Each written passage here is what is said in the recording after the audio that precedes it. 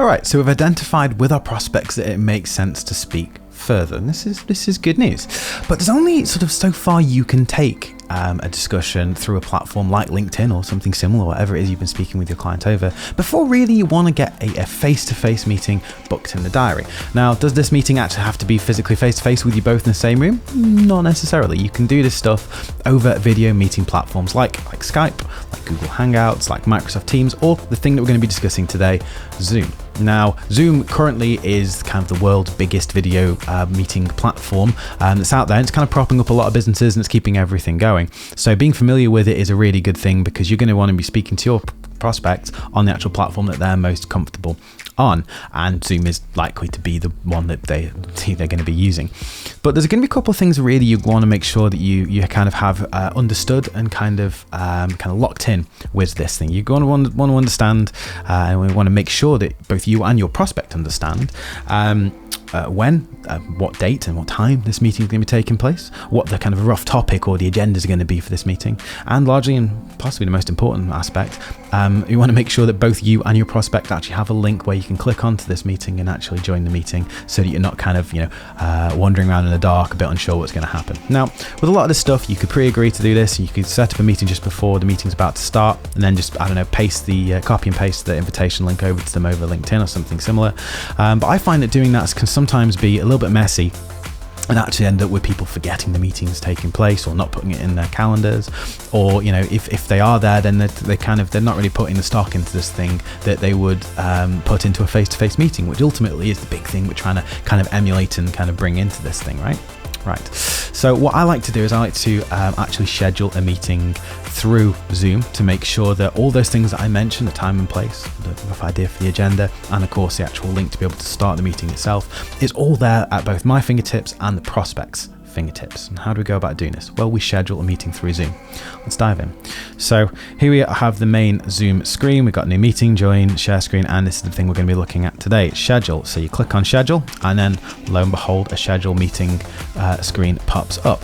On the topic here, we're going to be putting Nick, Steph, meeting to discuss, say, video content. Let's say that you're me, and we're discussing utilizing video content within a business, and to see whether or not it makes sense for us to go and create some more for them and do some business with them. So after you've popped it in there, you've got the date here. So let's pretend that this meeting is this Thursday, shall we say, at 1 p.m. in the afternoon. So here we go. 1 p.m. Now here I'd pre-discussed this with the prospect. The meeting would take an hour. So, I said in my upfront contract, great, typically this will take an hour. Is that okay with you? And they've agreed to that. So they understand that, this isn't a 15-minute meeting. This is a full hour that we can discuss things and really dig into stuff. So go on to here. The rest of the stuff you can kind of generally leave as an automatic kind of generated things. Generate meeting ID automatically is all fine. You can put your personal meeting ID in there. That actually, I've logged that as my mobile phone number. So my mobile phone number is on there. Meeting password. We set a meeting password for our meetings, so let's put the word video in there, which obviously I would actually have told my prospect this to begin with. And then you've got video, host video on, participants video on, this is all fine. Audio, telephone and computer audio, they can actually dial into the meeting if they really wanted to. And then on the calendar thing here, I'm using Google Calendar, but if you used iCal or a different calendar, then you could tie this in there. In terms of advanced options here, waiting room is fine to be able to leave on. I like to enable join before host so that the other person can be able to hop onto the meeting as well, and then you can you do some of these other advanced options within Zoom, but for the time being that should do the job pretty well. Then you click shock horror schedule, and it schedules the meeting in your Zoom calendar. And here we go. Now it also then brings up my Google Calendar after scheduling it to my Zoom calendar to be able to make sure that it's actually locked into that as well. This is why I like this, because it's it's literally just tying this in seamlessly with my own calendar to make sure that it's in my diary too. So next step, we need to discuss video content. All the stuff that we put in there before is all in there, and that's great. That's really good. Here you'll notice is the link at the location for the prospect to be able to click straight onto that and join the meeting straight away. We've got a notification to be able to 10 minutes before you start that you go, this is a meeting you have with staff to discuss this stuff, which is quite useful if you're in the middle of something.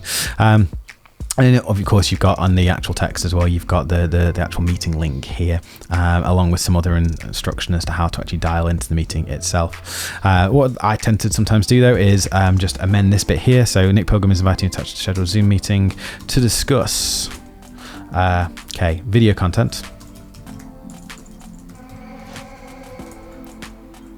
how it's being used on your website, identifying whether it makes sense to create more. Go from there. And then up here, you want to be able to add guests to make sure that the prospect has also received this information as well. So we're going to add in Steph details here. Steph works with me. She's my business partner, so she's going to be very confused by this, but never mind, I'll explain it afterwards. And then you just click the save item, and it'll ask if you want to send this invitation to them. You click send, and boom, there we go. We have a meeting in the diary, discuss video content as we go forward. All right, so now you have a meeting in your diary and in your calendar, which identifies with you and your prospect what time and date the meeting is going to take place, a rough idea for an agenda, nothing too heavy, but just a basic idea, so in case they forget or in case they need reminding what the meeting itself is about, that they can check up on, and most importantly, an actual link to be able to jump into the meeting when it's time to actually for the meeting to take place itself. So the idea here is that both you and the prospect both understand what's going to happen next, and you can go about your day-to-day business ready for the meeting that's about to take place.